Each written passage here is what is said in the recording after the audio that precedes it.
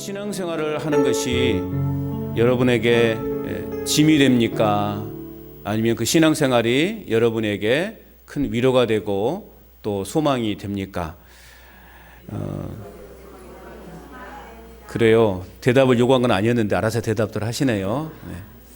그래요. 신앙은 우리에게 위로가 되는 것이고 우리에게 있는 짐을 가볍게 하는 것이죠. 그래서 예수님께서 친히 말씀하셨죠. 수고하고 무거운 짐진 자들아 다 내게로 오라 내가 너희를 쉬게 하리라. 이 예수님 말씀하시는 쉼은 그저 우리가 열심히 일하고 몸의 육체의 쉼이 아니라 우리 영혼의 쉼을 말하는 것이죠. 우리 안에 얼마나 많은 죄악의 짐을, 인생의 짐을 지고 살아갑니까? 우리 예수님께서 그 짐을 나에게 맡기라 라고 그렇게 말씀하고 있습니다. 오늘 본문을 보면 두 종류의 신을 구분하여 말씀하고 있어요. 하나는 들고 다녀야 될 신을 이야기하는 것이죠. 즉 우리의 삶에 짐만 더해주는 그러한 신을 말하는 것입니다. 또 다른 하나는 우리를 품으시고 우리의 짐을 가볍게 해주시는 참 신, 곧 여호와 하나님이심을 오늘 우리에게 말씀해 주고 있다라는 것이죠. 우리가 이사야서 45장에서는 어떤 말씀을 살펴보았냐면 하나님께서 바사의 왕 고레스를 통해서 이스라엘을 회복시켜 주시겠다라는 그러한 말씀을 우리는 보았습니다. 자, 그리고 오늘 이제 본문에서는 이 바벨론의 멸망 기사를 언급하면서 바벨론의 그 우상들, 바벨론에 세워진 그 수많은 그 우상들의 무능함과 또 바벨론의 임박한 몰락에 대해서 오늘 본문에서는 우리에게 말씀하고 있습니다.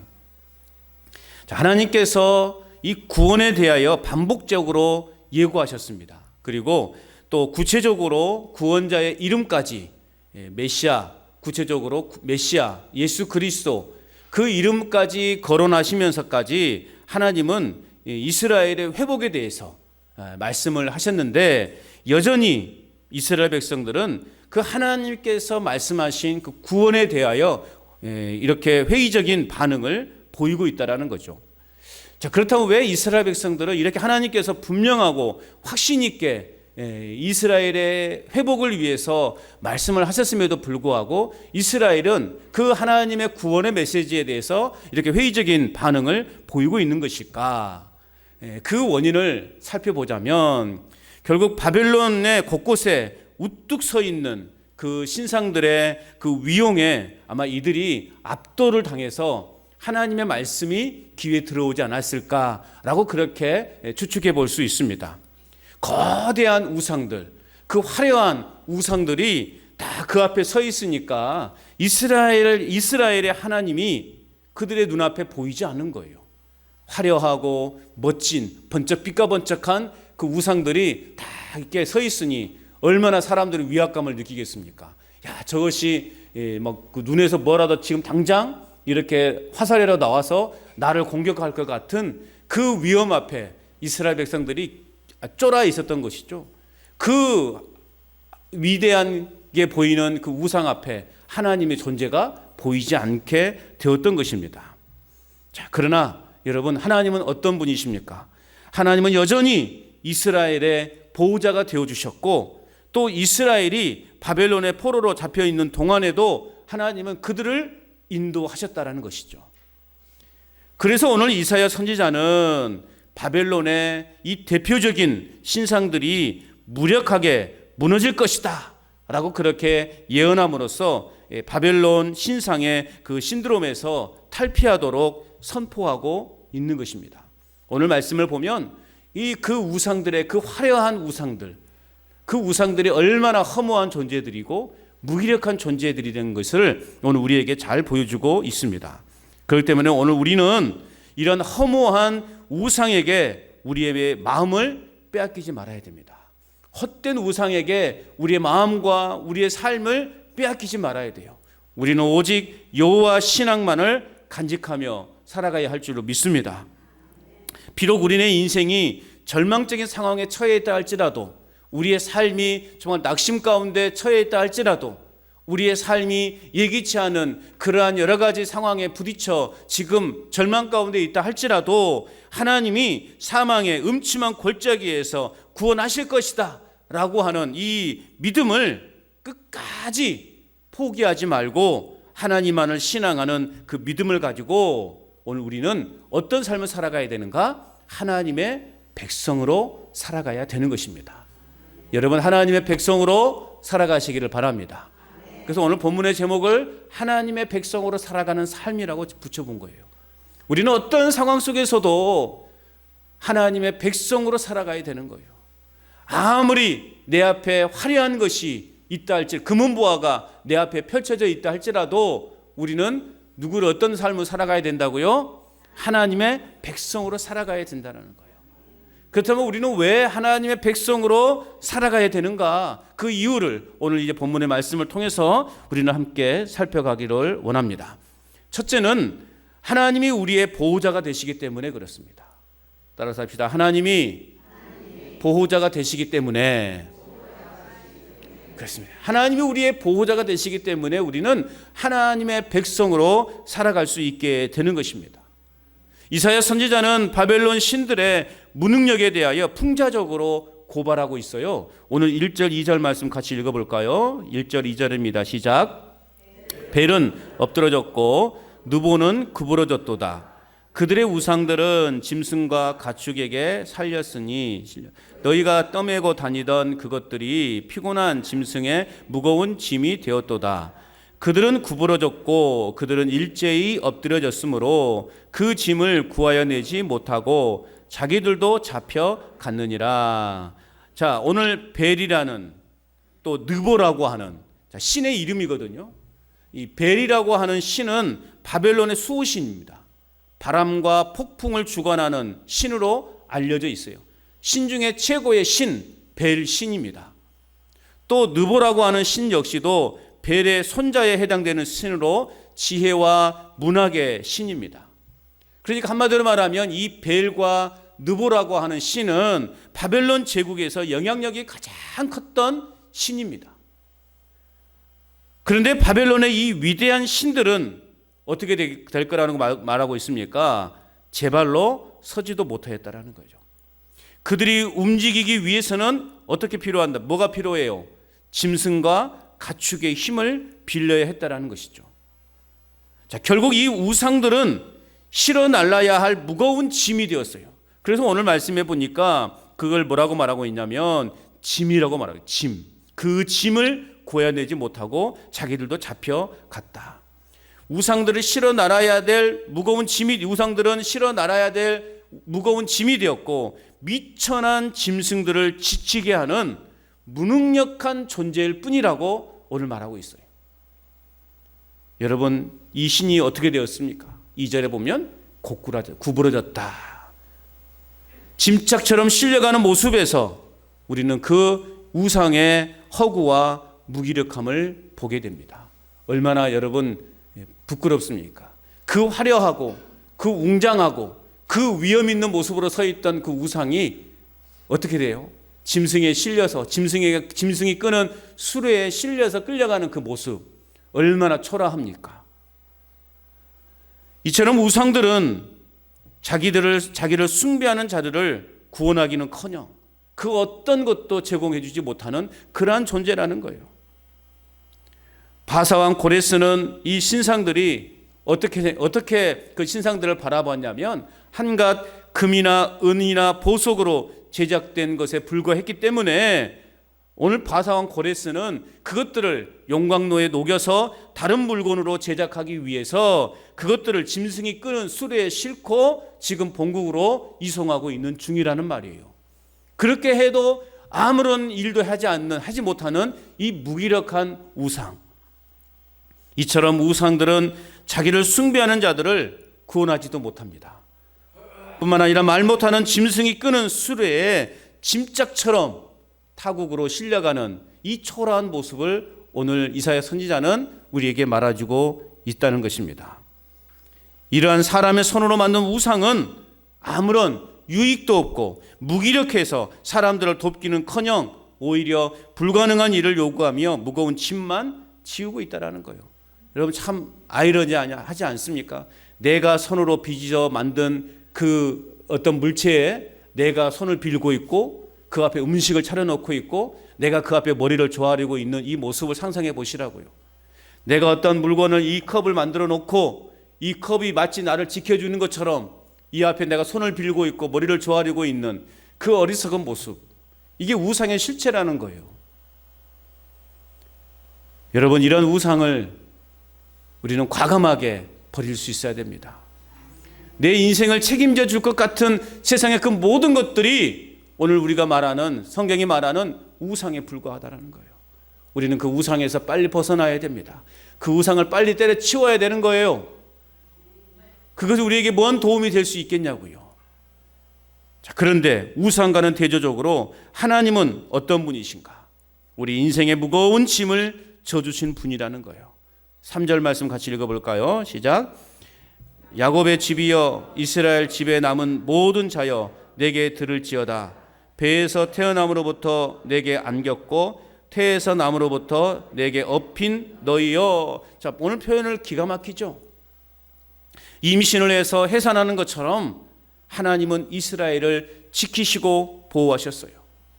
품에 품으시는 어머니처럼 이스라엘이 태어남으로부터 하나님의 품에 안겼고 주님의 등에 업혀 살아왔다라는 거예요. 오늘 우리가 그 하나님의 품에 안긴 존재이고 하나님이 우리를 등에, 당신의 등에 업어서 우리를 지금 여기까지 인도해 오셨다라는 거예요. 여러분, 어떤 면에서 보면 이스라엘 백성들은요, 처음부터 하나님에게 짐이었다는 거죠. 오늘 우리도 마찬가지예요. 우리 인생도 돌아보면 우리가 하나님께 짐이 된 존재들이었단 말이에요. 이스라엘은 늘 죄짓고 말썽만 부리는 짐이었단 말이죠. 오늘 저와 여러분도 그러지 않습니까? 하나님 앞에 늘 범죄하고 하나님 앞에 짐만 지우는 그러한 존재들 아니냐고요. 반면에 하나님은 죄의 짐을 대신 지시고 용서해 주시는 분이심을 믿으시기 바랍니다. 늘 이스라엘 백성들은, 오늘 저와 여러분들은 하나님 앞에 짐을 지우는 그러한 존재였지만 그래서 하나님은 우리의 그러한 모습을 통해서 야, 무겁다, 제발 좀 너 내려놓고 싶다, 그렇게 말씀하고 있는 것이 아니에요. 우리는 어떻습니까? 인생을 살아가다 보면 그런 생각을 하잖아요. 나 이제 이 모든 거 다 내려놓고 싶다. 내 인생의 이 무거운 짐 다 내려놓고 싶다. 그런 마음 들 때가 있잖아요. 힘드니까. 그러나 우리 하나님은 그 짐이 아무리 무거워도, 여러분 얼마나 무겁겠습니까? 여러분이 지는 그 짐에 비교할 수 있겠습니까? 하나님이 진 짐을? 여러분, 이 땅에 인구가 몇 명이에요? 수십억의 인구의 그 무거운 짐을 하나님이 다 짊어지고 계시는데 얼마나 힘들겠습니까? 그렇다고 하나님이 야, 좀 이제 너희들 내려와라, 그렇게 말씀하십니까? 오히려 더 나오라, 내게 가져오라, 내게 나아오라, 내가 너희 짐을 대신 져주겠다, 그렇게 말씀하시는 분이에요. 할렐루야. 그래서 시편 68편 19절에서 이렇게 말하고 있죠. 날마다 우리 짐을 지시는 주 곧 우리의 구원이신 하나님을 찬송하리로다. 시편의 기자는 그렇게 말하고, 날마다 우리의 짐을 져주시는 그 하나님의 구원을 내가 날마다 찬송하겠습니다. 또 4절 말씀을 우리 같이 읽어볼까요? 오늘 보면 4절입니다. 시작. 너희가 노년에 이르기까지 내가 그리하겠고 백발이 되기까지 내가 너희를 품을 것이라. 내가 지었은즉 내가 업을 것이요 내가 품고 구하여 내리라. 아멘. 노년에 이르기까지, 백발이 되기까지, 아니 네가 죽기까지, 죽음의 문턱에 이를 때까지 오늘 하나님이 어떻게 하겠다는 거예요? 너를 품을 것이다. 내가 지었은즉 내가 업을 것이다. 내가 품고 구하여 내리라. 아멘이십니까?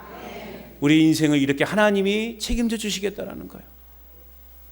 하나님은 택함을 입은 이스라엘을 품으시고 안으실 것인데 그들을 품에서 빼놓지 않을 것이라는 거예요. 하나님은 법적 관계보다 더 친밀하고 확실한 그 근거인 혈연적 관계를 들어서 저와 여러분들을, 또 그분의 백성들을 보호하실 것이라고 말씀하고 있는 것입니다. 여러분, 아무리 내 몸에서 난 자식이라 할지라도 그 자식을 버리는 부모들이 있죠. 또 그 부모를 버린 자식들이 있어요. 이게 인간의 한계라는 것이죠. 아무리 피부치이다 할지라도 너무나 이것들이 못된 짓을 하고 무겁게 하면 버릴 때가 있어요. 그래서 가끔씩 법정에다가 하잖아요. 접근 금지 가처분 뭐 그런 것도 막 하잖아요. 접근할 수 없도록 법으로 딱 지정하잖아요. 이게 인간적 관계라는 말, 우리 인간의 한계라는 거예요. 그런데 우리 하나님은 어떻게 해요? 노년에 이르기까지, 백발이 되기까지, 아니 죽음의 문턱에 이르기까지, 죽기까지 우리 하나님이 우리를 품을 것이고 내가 너를 업을 것이다, 내가 너를 품고 구하여 낼 것이다, 하나님이 이렇게 약속해 주고 있다라는 것입니다. 이스라엘 백성들이 바벨론의 포로로 그래서 끌려간 것은 그들을 향한 하나님의 사랑이 부족하거나 하나님의 능력이 부족해서가 결코 아니에요. 오직 이스라엘이 하나님의 백성다운 삶을 살지 못했기 때문에 그들은 바벨론의 포로로 끌려가게 된 거예요. 하나님의 능력이 없어서가 아니에요.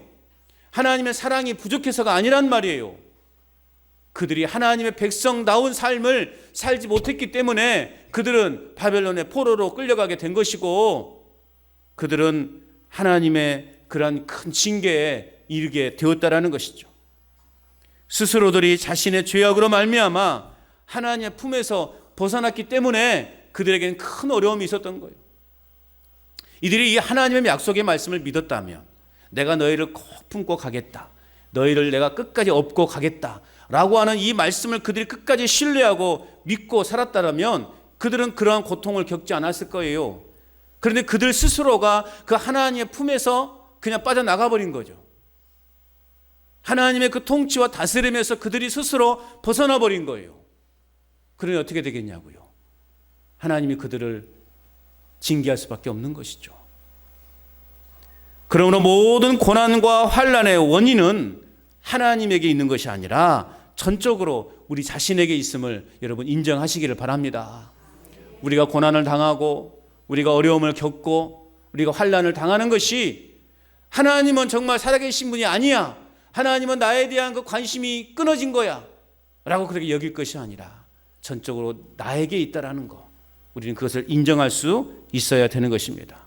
왜요? 하나님은 한순간도 우리 자신을 당신의 따뜻한 품에서 내려놓은 적이 없기 때문에 그렇다는 거예요. 여러분이 막 태어난 아이를 내가 품에 안았을 때 여러분 어떻습니까? 아무리 날씨가 추워도, 나는 추워서 얼어 곧 죽을 지경이라 할지라도 내 사랑하는 그 자식은 품에 안고 있는 게 부모의 마음 아닙니까? 내가 춥고 내가 힘들다고 이 아이를 그냥 땅바닥에 내팽개치는 그런 부모가 어디 있냐고요. 내가 아무리 힘들고 팔에 떨어져 나갈 것 같아도 내 아이만큼은 꼭 품고 가는 것이 부모의 마음 아니겠어요? 그런 면에서는 부성애보다는 모성애가 더 나아요. 저도 어릴 때 아이들 안고 가다가 좀 힘들면, 나 힘들어 못 안아, 당신이 안아, 이렇게 주었거든요. 그런데 엄마들은 그렇지 않더라고요. 근데 요즘 엄마들은 안 그래. 요즘 엄마들은 이제 똑같아야 돼, 평등해야 돼, 뭐든지. 내가 1시간 안았으니 당신도 1시간 안아야 된다고. 요즘 엄마들은 그래. 근데 옛날 엄마들은, 여러분은 안 그랬잖아요. 여러분 남편들이 사실 아이를 안기나 제대로 했습니까? 어디 감히. 그렇죠? 예? 그러지 않았습니까? 어디 감히. 그래서 여러분 팔이 떨어져 나가는 그 순간까지라도 아이를 품에 안고 있는 게 부모가 아니라 어머니의 마음 아닙니까? 우리 하나님이 그렇게 우리를 품에 안으셨어요. 단 한 번도 우리를 그 품에서 내려놓은 적이 없으셨단 말이에요. 그런데 우리가 그 하나님의 품에서 막 삐져나와 버리니까, 아이고 답답해, 나 하나님 품에 안겨 있지 않을래요, 내 스스로 그냥 독립할래요. 그러다 보니 세상의 풍파 앞에 쓰러지고 세상의 그 풍파의 비바람 속에서 내 몸이 다 젖어버리고 상처나고 아프게 되는 것이죠. 죄악의 결과로 인하여 고난에 처해 있다 할지라도 하나님은 우리의 진정한 보호자로 우리 곁에 늘 함께하고 계셨다라는 거예요. 내 스스로가 하나님을 멀리 떠나 있었지만 그럼에도 하나님은 나를 늘 시선에, 하나님 당신이 시선 안에 두셨고 우리 곁에서 함께 동행하셨다라는 거예요. 돌아오기만을 손꼽아 기다리고 계셨다라는 것입니다. 그러므로 하나님에 대해 우리 자신의 진정한 보호자가 되어주시는 그 은혜, 여러분 감사하며 살아가시기를 바랍니다. 그래서 평생에 우리는 어떤 삶을 살아가야 된다고요? 하나님의 백성으로 살아가야 된다고요. 하나님의 백성으로 살아가시기를 바랍니다. 또한 우리가 하나님의 백성으로 살아가야 되는 이유는 뭐냐? 두 번째는 하나님이 구원자가 되시기 때문에 그렇습니다. 따라서 합시다. 하나님이 구원자가 되시기 때문에, 하나님이 우리의 구원자가 되시기 때문에 우리는 평생 하나님의 자녀로, 하나님의 백성으로 살아가야 되는 것입니다. 오늘 5절 말씀을 보세요. 너희가 나를 누구와 견주겠으며 나를 누구와 같다고 하겠느냐? 나를 누구와 비교하여 서로 같다 하겠느냐? 이스라엘을 보호하시는 하나님은 무엇과도 비교할 수 없는 절대적인 분이심을 여러분 믿으시기 바랍니다. 우상은 자신을 숭배하는 자들을 구원하지도 못하고 도리어 짐이 되었던 반면에 하나님은 어떤 분이십니까? 하나님은 예수 그리스도를 이 땅에 보내셔서 인류가 가지고 있는 죄의 짐을 대신 담당하도록 하신 하나님이시라는 거예요. 죄악의 짐이 얼마나 무거운지 아십니까, 여러분?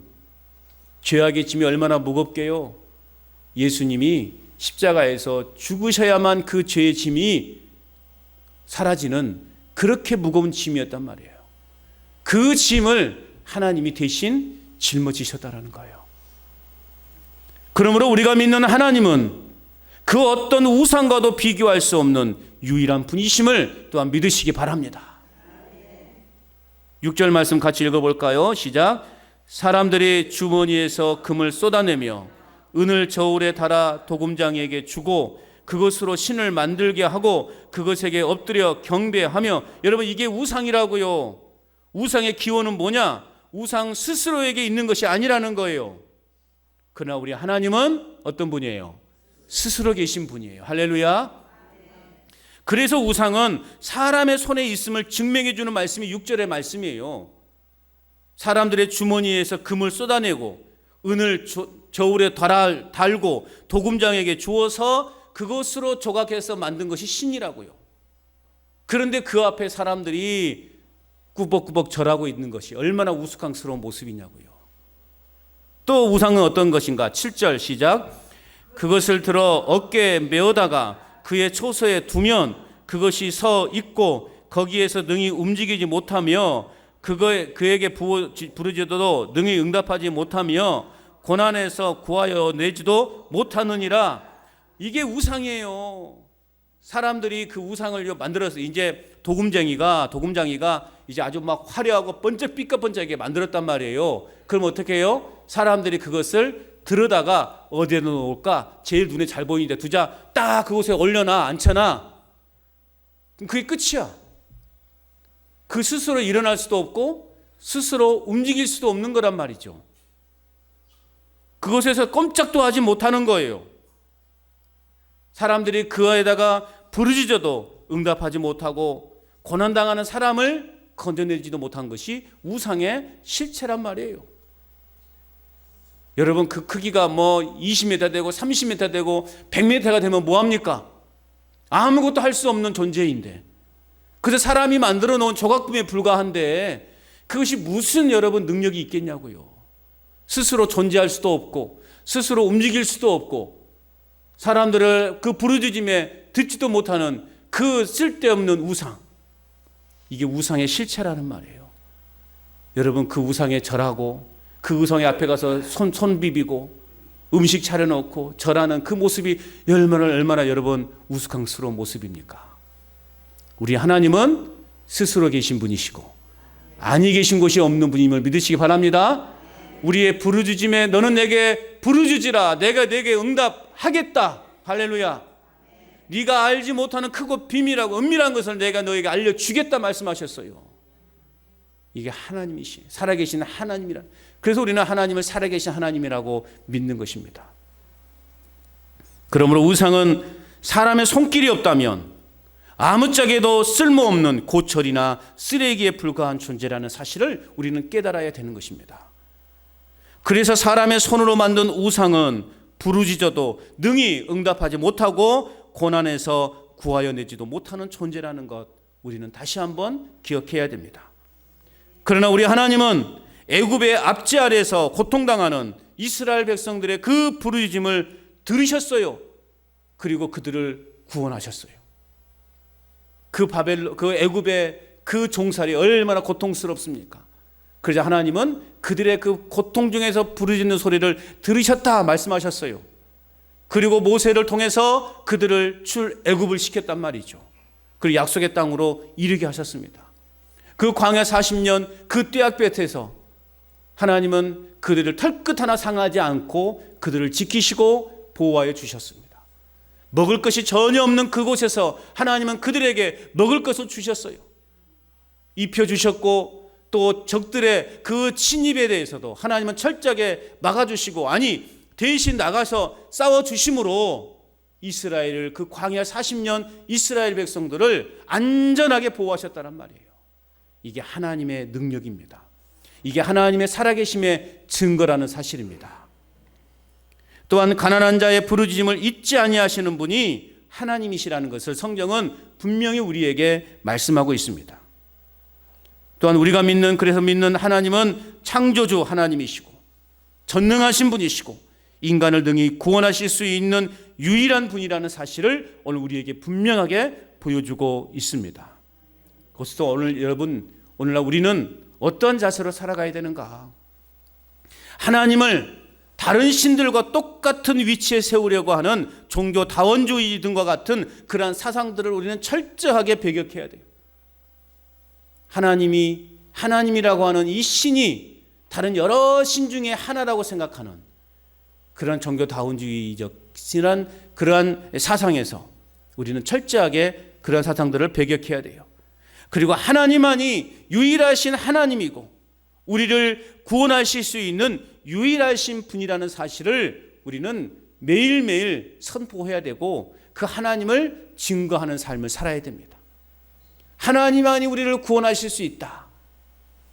아니, 노고단에 올라가는 길, 천왕봉에 올라가는 길은 여러 길들이 있지 않느냐? 왜 꼭 교회만 다니라고 하고 왜 꼭 예수만 믿으라고 하느냐? 라고 그렇게 따져 묻는 사람들에게 아이고 난 모르겠고 어쨌든 예수님만이 유일한 구원의 길이다. 예수님만이 유일하게 천국 가는 유일한 통로다. 라는 그 확신을 가지시고 그 예수님을 열심히 전하는 저와 여러분의 삶이 되어야 할 줄로 믿습니다. 고난에서 구원하실 수 있는 분이 모든 만물을 소유하고 계심과 동시에 모든 능력을 갖고 계시는 하나님 한 분밖에 없음을 우리는 또한 전하는 삶을 살아가야 되는 것입니다. 여러분, 하나님만이 구원자가 되신다라는 이 사실을 고백하는 여호와의 신앙만을 가지고 우리는 평생에 어떤 삶을 살아야 된다고요? 잊어버렸죠? 하나님의 백성으로. 오늘 설교 제목이 뭐라고요? 어떻게 살아야 된다고? 그래, 우리는 평생에 하나님 백성으로 사시라고요. 하나님만이 구원자가 되신다라고 하는 이 사실을 고백하면서 여호와 신앙만을 가지고서 평생에 하나님의 백성으로 살아가는 저와 여러분 될 수 있기를 축복합니다. 또한 오늘 우리는 하나님의 백성으로 살아가야 되는 이유가 뭐냐? 왜 우리는 또 하나님의 백성으로 살아가야 되는가? 맞아요. 세 번째는요, 하나님이 유일신이 되시기 때문입니다. 따라서 합시다. 하나님이 유일신이 되시기 때문에, 유일신, 오직 참 신이시기 때문에 우리는 그 하나님의 백성으로 살아가야 되는 거예요. 오늘 8절 말씀을 보시면 너희 패역한 자들아, 어떻게 하라고 했어요? 이 일을 기억하라 말씀하고 있어요. 너희 패역한 자들아, 이 일을 기억하라. 우상이 하나님께 심판을 받는 것을 뜻하는 거예요. 우상이 심판을 받는 것. 그리고 뭐라고 말하고 있습니까? 장부가 되라. 남자답게 단호히 설 것을 강조하고 있습니다. 우상이 하나님께 심판을 받을 것이니 너희는 대장부처럼 단호하게 서 있으라 라고 하는 의미인 거예요. 또한 9절 말씀에 보면 너희는 옛적 일을 기억하라 말씀하고 있어요. 옛적 일.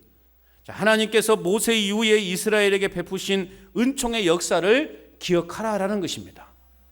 하나님이 행하신 일들을 잊으면 결국 하나님과 맺은 언약을 잊게 되는 것이고 결국 어떻게 가는가? 다른 길로 갈 수밖에 없는 거예요.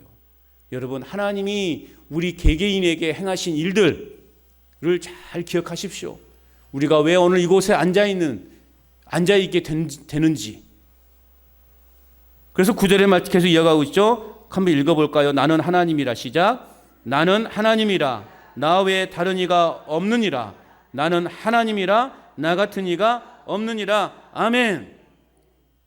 이런 하나님을 너희는 기억하고 너희가 어떻게 지금 이곳에 서 있는지, 이곳에 앉아 있는지를 기억하라는 거예요. 과거에 하나님이 우리에게 행하신 그 놀라운 은혜들을 기억하라는 것입니다. 헛된 것에 인생을 빼앗기지 말고 하나님만을 유일신으로 믿으라라고 하는 말씀입니다.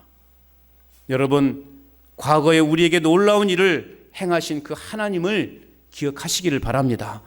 하나님과 이스라엘 사이에는요, 기막힌 인생의 스토리가 있는 것입니다. 예를 들어서 홍해가 갈라진 그 사건은요, 자자손손 잊을 수 없는 사건이라는 말이죠. 이스라엘 백성들은, 그래서 하나님이 이스라엘 백성들이 홍해를 건넌 이후에 그곳에 돌비를 세워가지고 뭐라고 말하고 있습니까? 자자손손 이 일을 기억하게 하라 명령하셨거든요. 이스라엘 백성들이 그 일을 행하신 하나님을 기억했더라면, 잊지 않았더라면 그들은 그렇게 이방의 포로로 끌려가지 않았을 거예요. 망하지 않았을 거라는 말이에요. 그런데 그들은 그 하나님이 행하신 과거의 일을 잊어버린 거예요. 과거 절망적인 상황에서 극적으로 살아났던 일들을 오늘을 살아가는 우리 모두 역시도 기억해야 됩니다. 과거에 하나님이 우리를 선택하시고 우리를 살려주셨던 그 역사를 우리는 기억해야 돼요. 내가 지금 하나님을 모르고 살아왔더라면 어떤 인생을 살고 있는 것일까? 내가 지금 불신자로 살아왔더라면 나는 지금 어떤 삶을 살고 있을까? 비참하지 않겠습니까? 처참하지 않겠냐고요. 이전에 섬겼던 교회는요, 이북에서 오신 분들이 참 많았어요. 이북에서 오신 분들이 많아가지고 뭐 이렇게 그들만의 어떤 그 체육대 축제 모임이 있더라고요. 그래서 이제 그분들의 말을 가끔씩 들어보면 끝도 없어요. 그분들이 여기까지 어떻게 이북에서 넘어왔고 또 이곳에 어떻게 정착했는지 이야기를 들어보면요, 한두 시간은 부족합니다. 그냥 밤새도록 이야기할 태세예요. 그런데 그분들의 말을 한마디로 요약하자면 뭐냐? 하나님이 살려주셨다라는 거예요. 하나님이 살려주셨다. 하나님이 살려주셨으니 여기에 왔다라는 거예요. 이곳에 있다라는 거예요. 그래서 신앙이 침체될 때 그들은 하나님의 그 은혜의 사건들을 기억합니다. 그러면서 그 위기를 극복하고 그 어려움을 이겨냈다고 그래요. 얼마나 여러분 이북에서 처음에 너와 정착할 때 얼마나 힘들었겠어요. 그분들이 대부분 이 영등포라고 하는 지역은 그 이북에서 넘어오신 분들이 대부분 구성되는 영등포 지역이거든요. 그냥 그곳에 이북에서 오신 분들이 참 많아요. 그분들의 애환을 들어보면 기가 막혀요. 얼마나 고생하고 죽을 위기를 몇 번이나 넘었는지. 그래서 그 하나님이 살려주셨다라고 하는 이 사실을 기억하면서 힘들고 어려울 때마다 그 일을 기억한다라는 거예요. 하나님이 살려주셨다. 하나님이 살려주셨다. 그 과거에 행하신 그 하나님의 역사를 기억하면서 인생의 위기들을 극복했다라고 그렇게들 이야기합니다. 오늘 우리도 마찬가지입니다.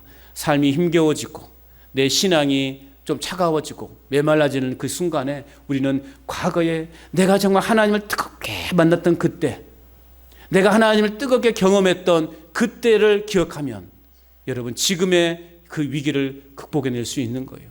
내 침체되어 있는 신앙을 다시 극복해낼 수 있게 되는 것입니다. 그것을 잊어버리면 우리는 영원히 하나님께로부터 멀어질 수밖에 없습니다. 멸망당할 수밖에 없다라는 거예요.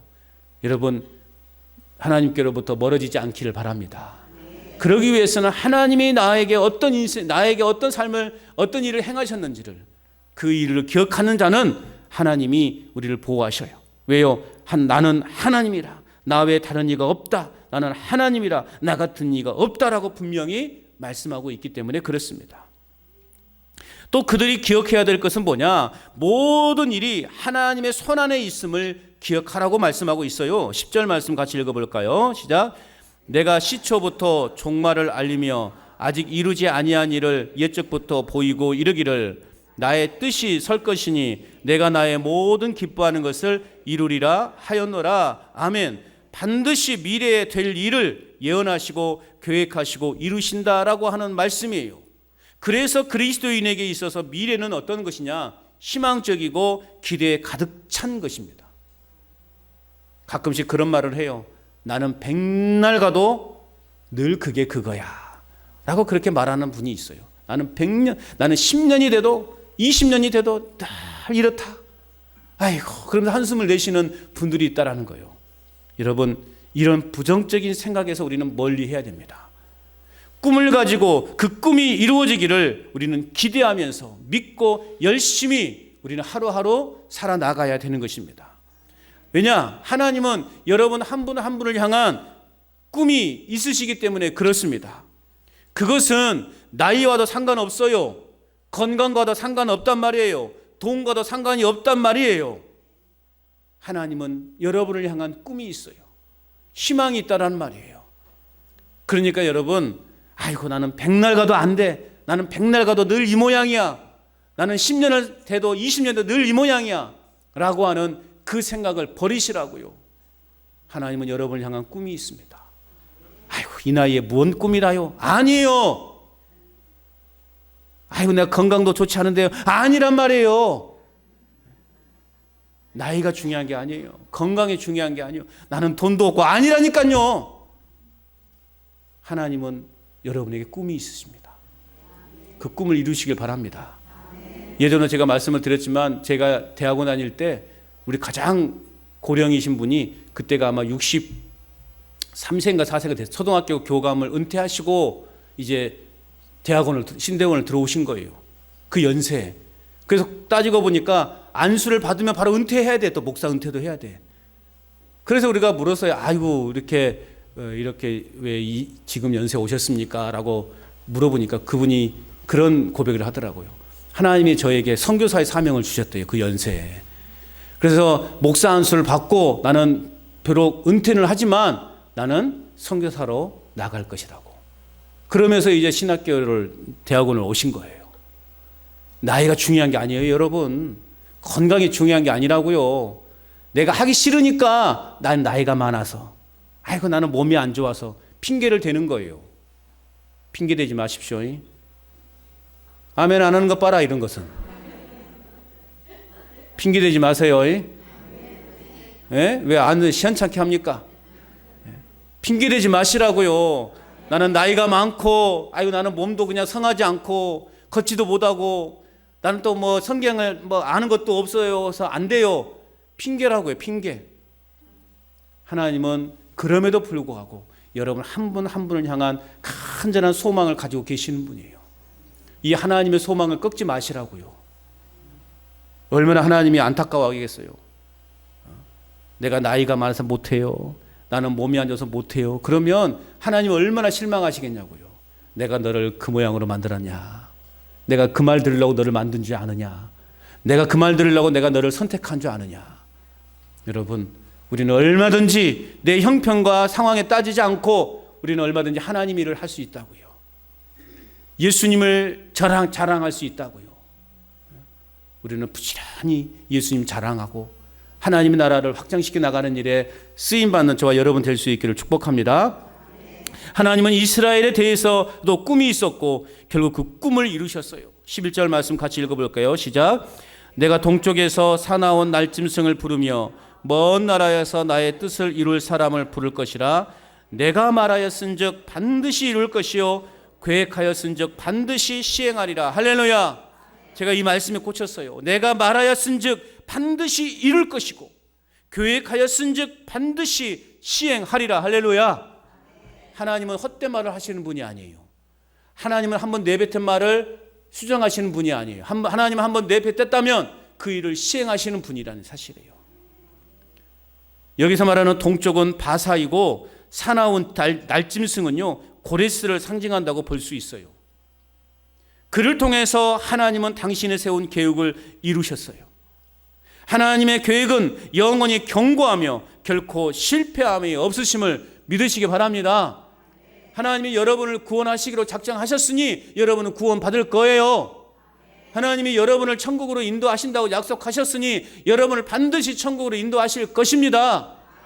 그러니 우리는 하나님의 그 품에서 떠나면 돼요, 안 돼요? 안 되는 거예요. 하나님 품에 안겨 있기만 하면 되는 거예요. 하나님께서 날마다 우리를 선한 길로 인도해 가실 것입니다. 하나님이 날마다 우리의 삶을 이끌어 가실 것입니다. 모든 이 하나님의 손 안에 있음을 여러분 믿으시기 바랍니다.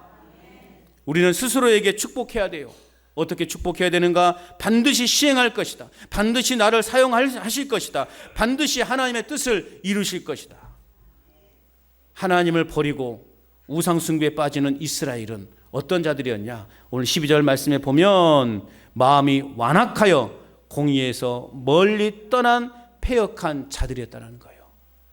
이런 하나님의 약속을 잊어버리고 이런 하나님의 약속을 내가 떨쳐버리는 사람은 마음이 완악하고 공의에 멀리 떠난 패역한 자들이라고 말하고 있어요. 그럼에도 하나님은 여전히 이스라엘과 맺은 언약을 충실하게 지키셔서 13절 같이 읽어볼까요? 시작. 내가 나의 공의를 가깝게 할 것인즉 그것이 멀지 아니하나니 나의 구원이 지체하지 아니할 것이라. 내가 나의 영광인 이스라엘을 위하여 구원을 시온에 베풀리라. 아멘. 이런 패역한 자들임에도 불구하고 하나님은 나의 구원이 지체하지 아니할 것이다. 내가 나의 영광인 이스라엘을 위하여 구원을 시온에 베풀리라. 하나님을 떠난 패역한 자들이 돌아오기를 하나님은 간절히 고대하고 있다는 것입니다. 여러분, 하나님의 의는 아주 가까이 있어요. 그것은 바로 예수 그리스도를 믿고 받아들임으로 얻는 의예요. 즉 여러분, 구원은 멀리 있는 게 아니라고요. 구원은 아주 가까이 있어요. 구원은 예수 그리스도를 나의 구주로 믿고 의지하는 자에게 주어지는 축복인 것입니다.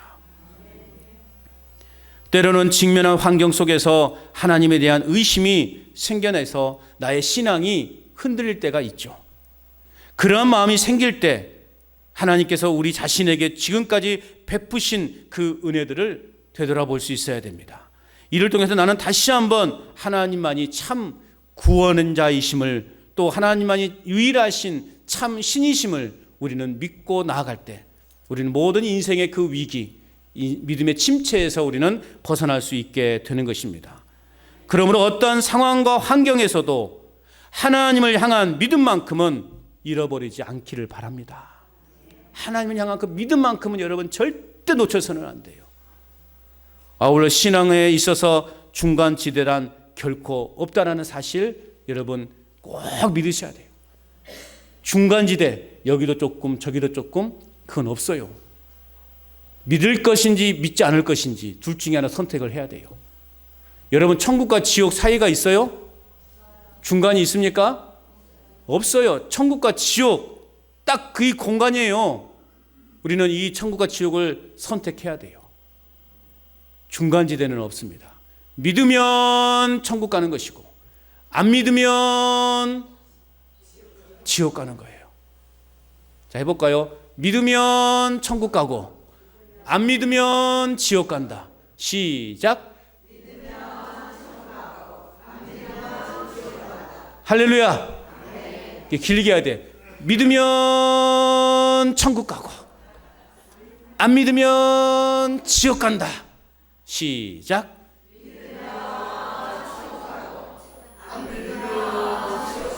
아멘. 사람들이 전하시라고요.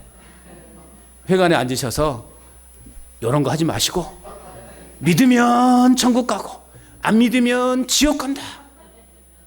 말하시라고요.